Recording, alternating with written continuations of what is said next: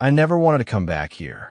The barn sat at the edge of my grandfather's old property, leaning slightly, its wooden frame weathered and cracked, barely holding itself together after decades of abandonment. It had always been there, watching us from the field, a silent, rotting skeleton of a structure that seemed too stubborn to fall. I hated that barn, and now I had to spend an entire week alone on the property, cleaning up what was left of my grandfather's life. The wind rolled across the open field, whispering through the brittle corn stalks, carrying the distant creak of the barn's wooden beams. I shivered. Maybe it was just memories that made me uneasy. Maybe it was something else. The house itself was just as I remembered it, stuck in the past, like a photograph left to gather dust.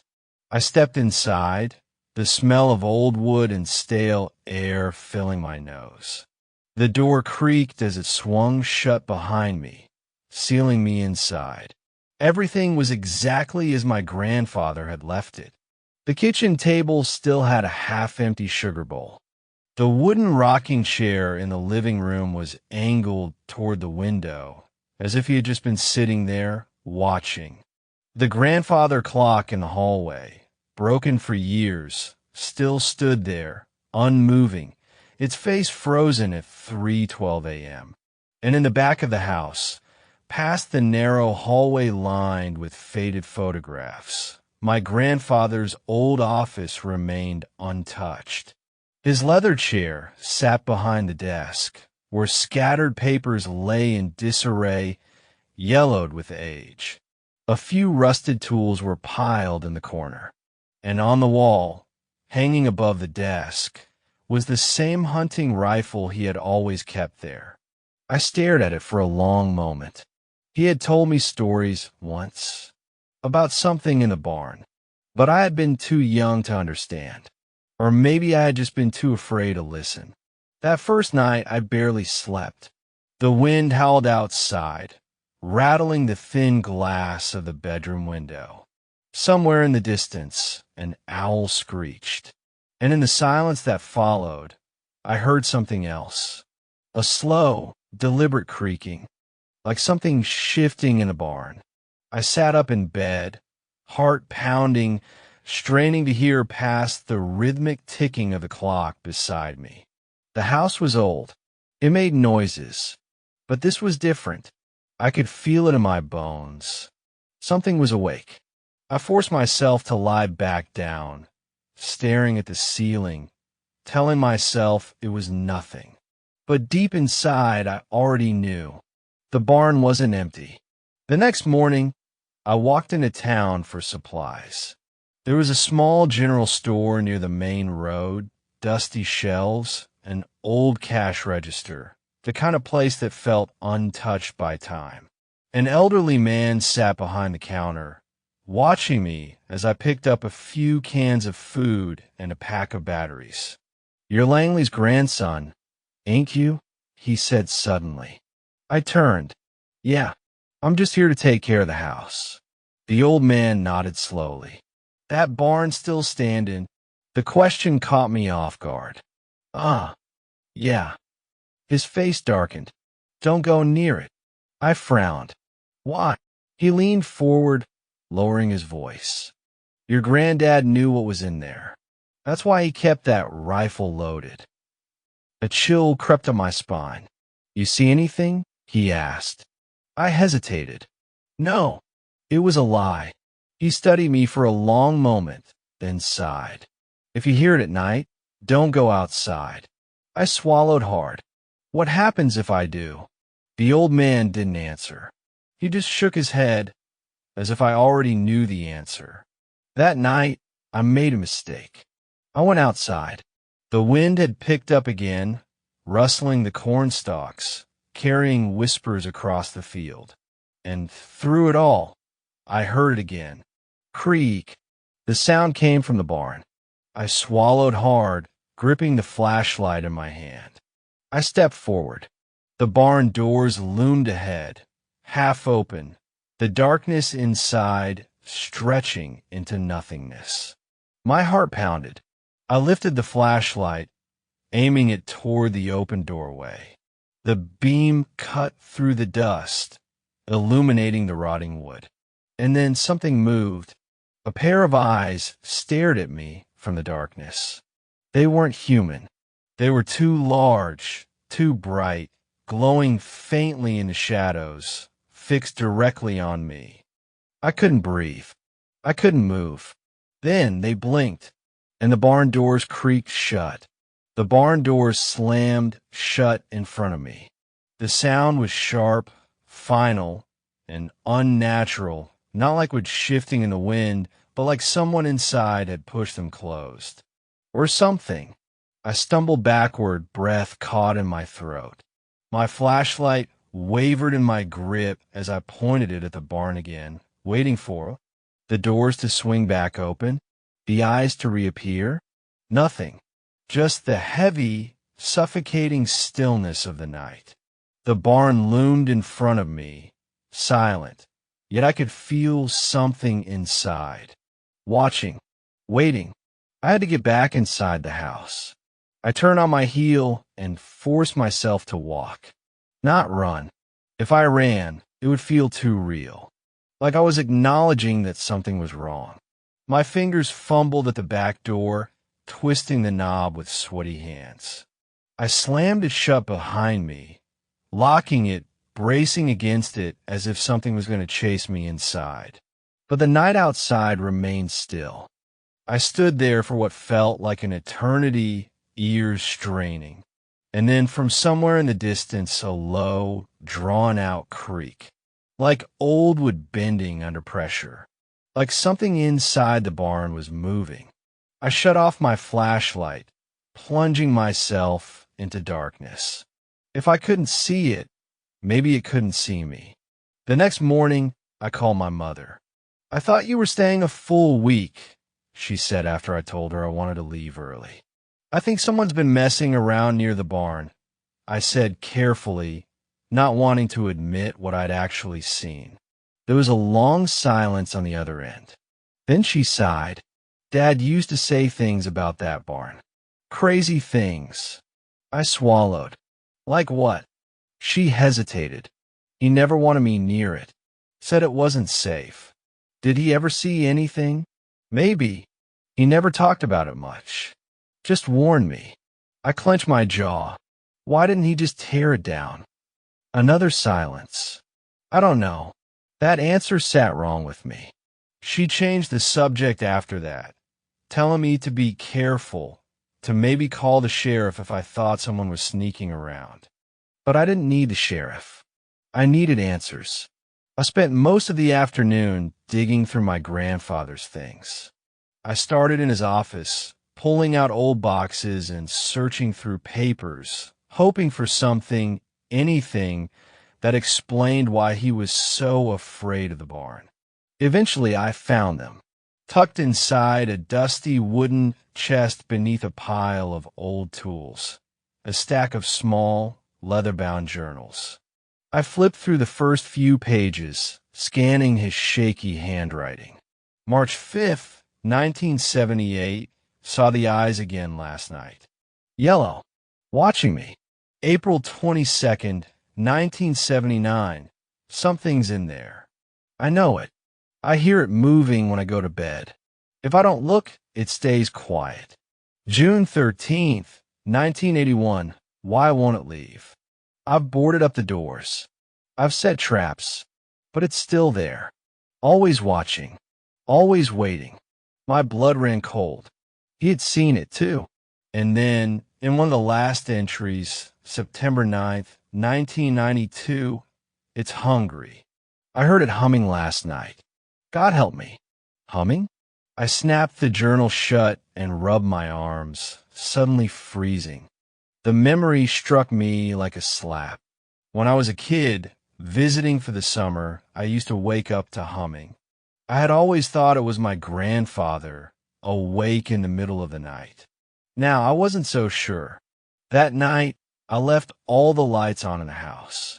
I locked the doors, checked the windows twice. but I couldn't shake the feeling that it wasn't enough.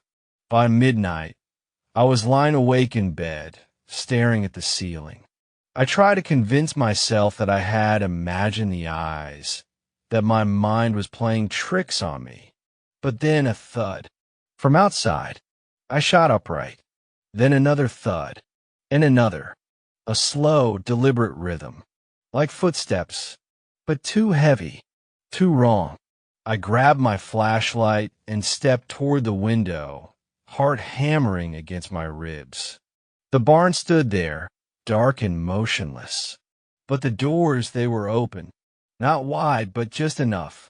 A crack of blackness stretching inward like a gaping mouth. I swallowed down bile. I knew, with absolute certainty, that they hadn't been opened before. And then from deep inside the barn, a sound. A low hum. It started soft, almost gentle, but then it shifted, turning warped, like a voice being stretched through something unnatural. The hair on my arms stood on end. The hum grew louder. I took a step back, my hands shaking. Then the humming stopped, and in the silence, I heard it. Footsteps. Slow, dragging footsteps coming toward the door of the barn. I turned and bolted out of the room. I didn't stop until I was in the living room, fumbling for the rifle on the wall. My hand shook so badly I could barely get it down. I stood there, weapon clutched in my hands, staring at the locked front door, waiting, listening. But nothing came. Nothing left the barn. The silence stretched on, thick and suffocating. And then, from inside the house, a creak. Right outside the living room doorway. I wasn't alone. I wasn't alone. I raised the rifle, and the last thing I saw before the lights flickered out was a pair of glowing eyes staring at me from the darkness. The lights died, plunging the house into suffocating darkness. I stood frozen, gripping the rifle so tightly my knuckles ached. My breath came fast and shallow. My ears strained for movement, any sign of where it was. The eyes were still there, hovering just beyond the doorway, glowing with a sickly, unnatural light. Then, as if sensing my fear, they moved. A slow, deliberate step forward. Wood creaked beneath its weight. The glow of its eyes illuminated the edges of its face, something too long, too sharp. My mind refused to fully process it. I sucked in a shaky breath and did the only thing I could think of. I pulled the trigger. The explosion of sound was deafening in the enclosed space. The recoil slammed into my shoulder, nearly knocking me back. The eyes vanished. Silence. My pulse pounded in my ears. I swallowed hard and reached for my flashlight, switching it on. The beam cut through the darkness, illuminating the space beyond the doorway. Nothing. No body. No blood. Just emptiness. I forced myself to step forward, gun still raised. The house was silent again. Had I imagined it? No. I saw those eyes. I heard the footsteps. But now there was nothing. I turned on every light in the house. I searched every room, every shadowed corner. I was alone, and yet the wrongness still lingered in the air. I didn't sleep. Not that night. Not after that. I sat in the living room, rifle in my lap, waiting for the sun to rise. It never came. The night stretched on, the minutes dragging into hours. When I glanced at the clock, it was still stuck at 3:12 a.m. No matter how long I sat there, the time never changed. Something was wrong with this place. Time itself had stopped. The realization sent a fresh wave of dread through me. I wasn't just being haunted. I was trapped. And whatever was in that barn wasn't done with me yet. I couldn't stay inside forever. Eventually, Exhaustion and hunger forced me to move. I stepped out onto the porch, blinking at the sky. The sun should have been up by now, but the world was still blanketed in a pre-dawn gloom that never lifted. A heavy, unnatural fog rolled over the fields, obscuring the barn in the distance. The air was thick with the smell of rot. I gagged, covering my nose with my sleeve. Something was decaying, and it was coming from the barn. I couldn't ignore it any longer. I had to know what was inside. I grabbed my flashlight, my grandfather's journal, and a crowbar before making my way toward the looming structure. With every step, the stench grew worse. My stomach churned. The barn door stood open now, as if inviting me in. My pulse hammered in my ears. I lifted my flashlight and stepped inside. The beam swept across the interior, revealing decayed wood, scattered tools, and piles of old hay. And then I saw them, deep in the shadows, half buried beneath rotting debris, bones. Dozens of them. No, hundreds. Some animal, some human. The pit in my stomach grew heavier. I forced myself to move closer, stepping over brittle remains, my breath shaking. Then I heard it. A whisper. Faint. Right against my ear. Help me. I spun, flashlight darting through the dark. Nothing. Just the bones. The stagnant air. Then another whisper, this time from the far end of the barn. A voice that wasn't human. You came back. A scraping sound followed. Something moving through the bones. I took a step backward, heart slamming against my ribs. The barn suddenly felt smaller, as if the walls were closing in. A shuffling noise. A dry, rasping breath. I turned to run, but the doors slammed shut behind me. A single, deafening thud. The light flickered. I wasn't alone. Not anymore. The barn doors slammed shut behind me, sealing me inside with whatever had been watching. My breath hitched in my throat. I spun around, gripping my crowbar with shaking hands, scanning the darkness for movement. The smell of rot was unbearable now, thick and cloying, coating the inside of my lungs. The flashlight flickered violently. Then I saw them again. The eyes. Not just one pair. Dozens. Some close to the ground, others high in the rafters, glowing like sickly green embers. They blinked, disappearing and reappearing, shifting places in the darkness. I took a slow step backward, my boots crunching over old bones. The sound sent a ripple of movement through the barn, something stirring, rising, stretching. A voice, thick and wet, slithered through the air. You shouldn't have come back. The flashlight stuttered, and for the briefest moment, I saw it. A shape, impossibly tall, hunched over, limbs too long, fingers dragging across the wooden floor. Its face was wrong, human but stretched, hollowed out, as if the skin had been pulled too tight over its skull. And it was smiling. A horrible, lipless grin, revealing jagged teeth like splintered wood. I bolted. I lunged for the barn doors, slamming my body against them, fumbling with the latch, but my fingers were slick with sweat.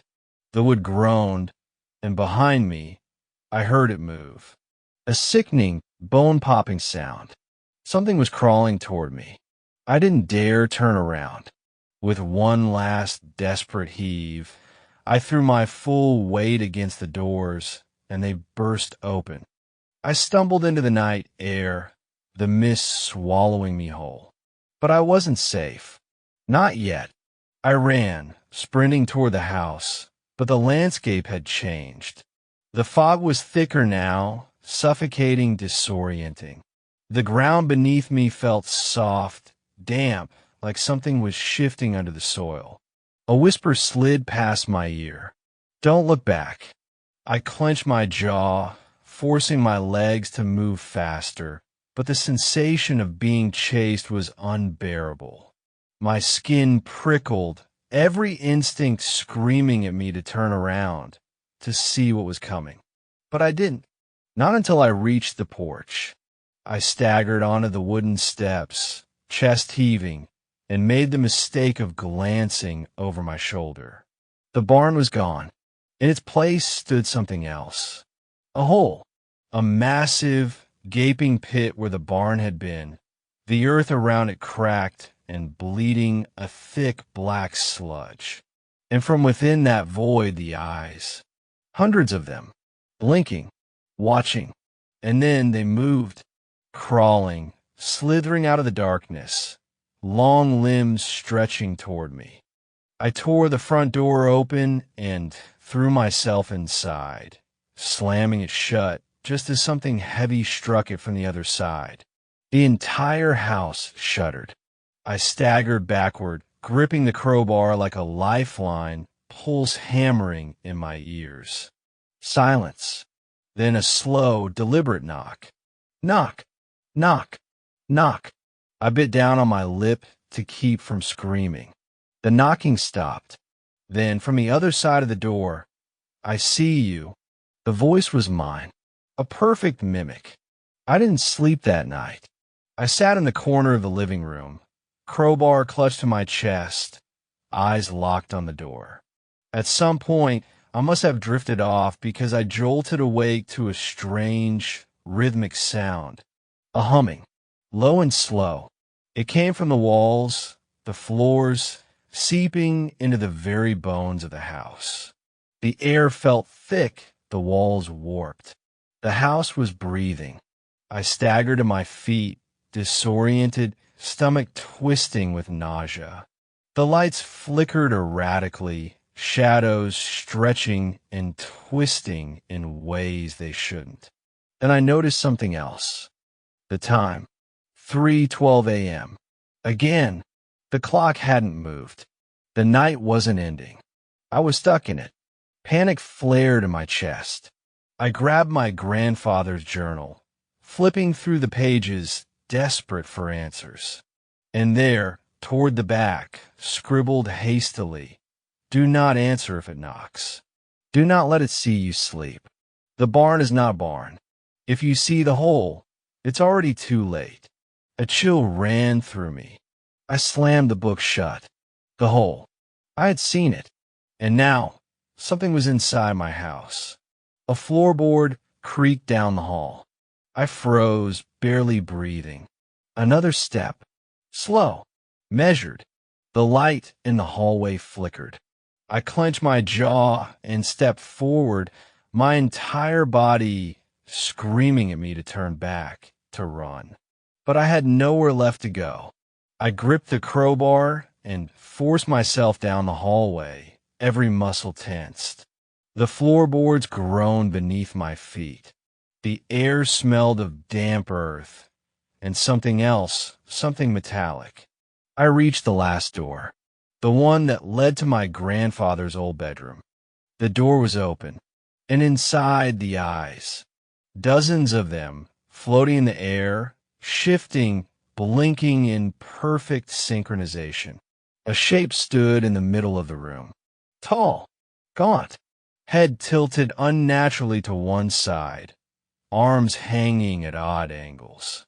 It didn't move, didn't breathe. Then, slowly, painfully slow, it lifted one long, skeletal arm and pointed at me. "It's your turn." A wave of nausea crashed over me. The house groaned. Something was happening. Something irreversible. I turned, heart hammering, and ran. As I sprinted down the hallway, the walls pulsed and shifted around me, stretching, elongating. The house was swallowing me whole. The front door was gone. The windows, too. I was trapped. Behind me, the thing let out a sound. Not a growl. Not a scream. A laugh. Deep. Guttural. And then it started moving. Fast. The last thing I saw before the darkness overtook me was its grin. The walls were closing in. The house was no longer a house.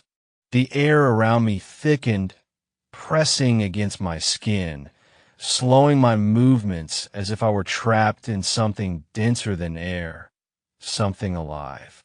The wood beneath my feet groaned, stretching, warping into something unrecognizable. I turned sharply, trying to find a way out, but every hallway led to another impossible turn. Every door opened into a room that shouldn't exist. Then I heard it, the slow, rhythmic creak of the rocking chair. I knew without seeing that it was occupied, that something was waiting for me. The air reeked of rotting wood and wet soil. The laughter echoed again, low and distorted. Then the voice slithering through the walls. "Why did you come back?" I gritted my teeth, gripping the crowbar so tightly my fingers ached. "You could have left it alone." A shadow slithered along the ceiling, stretching unnaturally, eyes glowing in the darkness. "But now, you're part of it." I forced myself forward. The house felt endless now, stretching on in impossible ways, but I kept moving. I had to. Then, the smell of dirt, the feel of damp soil beneath my boots. I looked down. I wasn't inside anymore. The barn loomed ahead, but it wasn't a barn. Not anymore. The wood had rotted away completely, leaving only a skeletal structure of beams and vines, draped in thick, pulsing darkness. The hole gaped beneath it, wider than before. Something was crawling out. Something with too many arms, too many eyes, and it was smiling. The grin stretched impossibly wide, splitting the face in half. I stepped back, my body screaming at me to run, but there was nowhere to go. The house was gone. The land around me was shifting, melting into something else. And the voice whispered again, closer now. "It's your turn." The thing lunged. I swung the crowbar, but it passed through empty air. The world lurched. And then I was falling. Darkness swallowed me whole. It wasn't like falling into a pit. It wasn't like sinking underwater. It was deeper than that. I could feel the weight of something pressing against me, the sensation of movement without direction. The air was thick with whispers, voices overlapping, tangled, distorted beyond recognition. And then a room. Small, wooden. A dim light flickered from an old oil lamp, casting shadows along the walls. I was seated at a desk. In front of me, an old, tattered journal. My grandfather's journal. But the pages weren't filled with his handwriting. They were filled with mine. Every word, every detail, the entire story. And at the bottom of the last page, a single sentence. "Now it's your turn to watch." The journal snapped shut, and behind me, the slow, creaking sound of a rocking chair, moving on its own, rocking, waiting, watching. I couldn't turn around. I couldn't move. The walls around me felt smaller, the ceiling lower, the air growing heavier with every breath. I realized then I was no longer me. I was something else now, something that would wait here, watch from the dark. And when the next person came, I would smile and whisper, "Why did you come back?"